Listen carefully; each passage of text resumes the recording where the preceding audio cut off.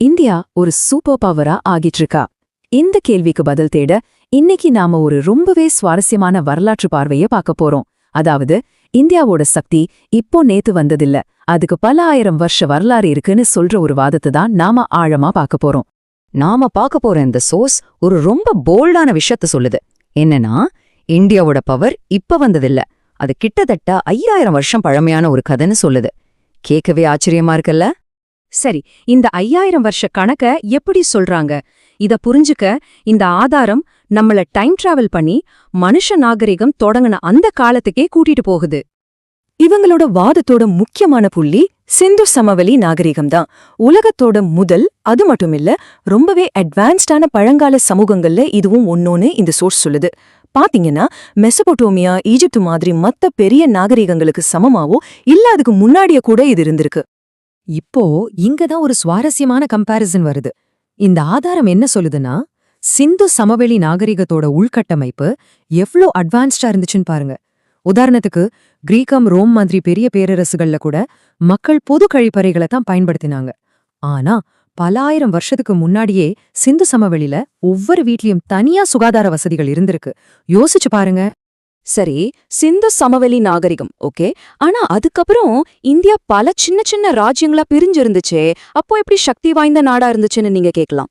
இதுக்கு இந்த ஆதாரம் ஒரு வித்தியாசமான பதில சொல்லுது. இந்த வாதம் என்ன சொல்லுதுன்னா, முழு இந்தியாவும் பிரிக்கப்பட்டிருந்தது, ஆனா ஒவ்வொரு பேரரசும் தானாகவே மிகவும் சக்தி வாய்ந்ததாக இருந்தது. அதாவது அரசியல் ரீதியா முன்னா இல்லைன்னாலும் ஒவ்வொரு ராஜ்யமும் அதுவாவே ஒரு பெரிய பவர் ஹவுஸா இருந்திருக்கு. அது பலவீனமே கிடையாதுன்னு சொல்றாங்க. இந்த தனித்தனி சக்திகளை ஒன்னு சேர்க்கிற முயற்சி மௌரிய பேரரசு காலத்துல தொடங்குச்சு. ஆச்சாரிய சாணக்கியரோட வழிகாட்டுதலோடு சந்திரகுப்த மௌரியர் ஒரு பெரிய சாம்ராஜ்யத்தை உருவாக்குனாரு, பல பகுதிகளை ஒன்னா இணைச்சாரு. அதுக்கப்புறம் குப்தர்கள் வந்தாங்க. குறிப்பா சமுத்திரகுப்தரை பாருங்க, அவரோட ராணுவ வெற்றிகள் எவ்ளோ பெருசா இருந்துச்சுன்னா அவரையே இந்தியாவின் நெப்போலியன்னு கூப்பிட்டாங்க. இதுவே அந்த காலத்துல அவங்க எவ்ளோ பவர்ஃபுல்லா இருந்தாங்கன்னு காட்டுது இல்லையா? அதே சமயத்துல தென்னிந்தியாவுல என்ன நடந்துச்சு? சோழர்கள் அவங்க தரையில மட்டும் இல்ல, கடல்லையும் ராஜாதான். அவங்களோட கடற்படை தென்கிழக்கு ஆசியா வரைக்கும் போய் கொடி நாட்டுச்சு. சொல்லப்போனா அந்த காலத்துல உலகத்திலேயே ரொம்ப பவர்ஃபுல்லான கடற்படைகள்ல சோழர்களோடதும் ஒன்னு. காலம் இன்னும் கொஞ்சம் முன்னாடி வரலாம். மத்திய இந்தியால மராத்தியர்கள், வட இந்தியால மகாராஜா ரஞ்சித் சிங்கோட சீக்கிய பேரரசு, இவங்க கிட்டயும் உலகத்தரம் வாய்ந்த ராணுவம் இருந்துச்சு. குறிப்பா ரஞ்சித் சிங்கோட ராணுவம் எந்த ஒரு பெரிய உலக சக்திக்கும் சவால் விடக்கூடிய அளவுக்கு திறமையா இருந்துச்சுன்னு சொல்லப்படுது. ஆக இங்க முக்கியமான பாயிண்ட் என்னன்னா, 1947ல இந்தியா ஒரே நாடா உருவானப்போ அது ஒரு புது நாடா பொறக்கல. அதுக்கு பதிலா வரலாறு முழுசும் இருந்த இந்த எல்லா சக்தி வாய்ந்த பேரரசுகளும் ஒன்னு சேர்ந்த ஒரு ஒருங்கிணைப்பு தான் இந்த ஆதாரம் சொல்லுது. அந்த பேரரசுகளோட மரபும் ரத்தமும் இன்னைக்கும் நம்மகிட்ட இருக்குன்னு ஆழமா நம்புது. அப்போ இவ்ளோ வித்தியாசமான வரலாறு, கலாச்சாரம், இத்தனை பேரரசுகள், இது எல்லாத்தையும் ஒன்னா பிடிச்சு வச்சிருக்கிற அந்த விஷயம் என்ன? இந்த ஆதாரம் அதுக்கு சில முக்கியமான காரணங்களை சொல்றாங்க. அததான் நாம இப்ப பார்க்க போறோம். இவங்க சொல்ற காரணங்கள்ல சிலது உங்களுக்கு ஆச்சரியமா இருக்கலாம். தர்மம் மாதிரி ஒரு பொதுவான ஆன்மீக இணைப்பு இருக்குன்னு சொல்றாங்க. அது மட்டும் இல்ல, யாரெல்லாம் கஷ்டப்பட்டு வராங்களோ அவங்கள ஏத்துக்கிற ஒரு கலாச்சாரம். நம்ம ரயில்வே, சிவில் சர்வீஸ் மாதிரி தேசிய அமைப்புகள், ஏன் கிரிக்கெட் கூட நம்மள ஒன்னா இணைக்குதுன்னு இந்த சோர்ஸ் சொல்லுது.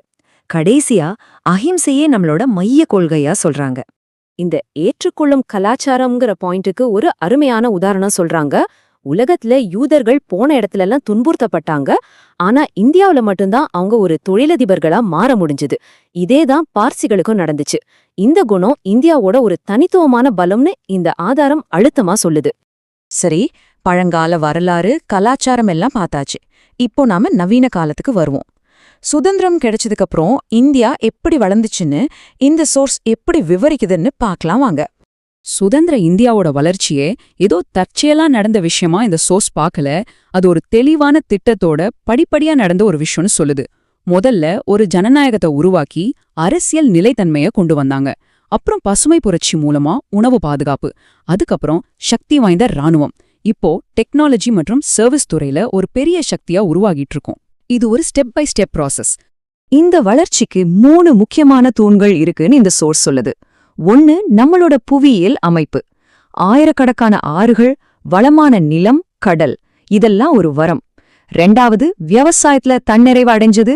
3வது 1962 போருக்கு பிறகு நம்ம ராணுவத்தை ரொம்ப சக்தி வாய்ந்ததா மாத்துனது.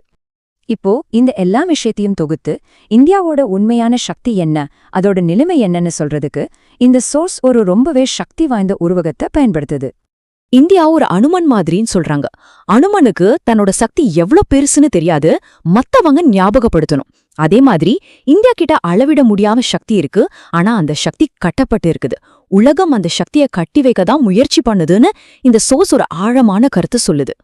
இன்னும் ஒரு படி மேல போய் இந்த சோர்ஸ் ஒரு ஷாக்கிங்கான விஷயத்த சொல்லுது. இந்தியா இப்போ அதோட உண்மையான சக்தியில வெறும் 10% மட்டும்தான் பயன்படுத்திட்டு இருக்கு.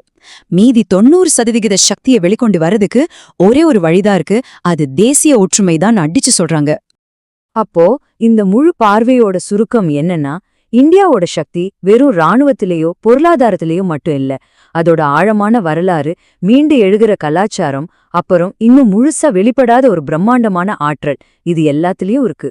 கடைசியா இந்த ஆதாரம் நம்ம முன்னாடி ஒரு பெரிய கேள்வியை வைக்குது. உறங்கும் மாபெரும் சக்தின்னு சொல்லப்படுற இந்த தேசம் 21ஆம் நூற்றாண்டுல முழுசா கண்ணு முழிக்க ஆரம்பிச்சா அப்போ என்ன நடக்கும்? இத பத்தி யோசிச்சு பாருங்க.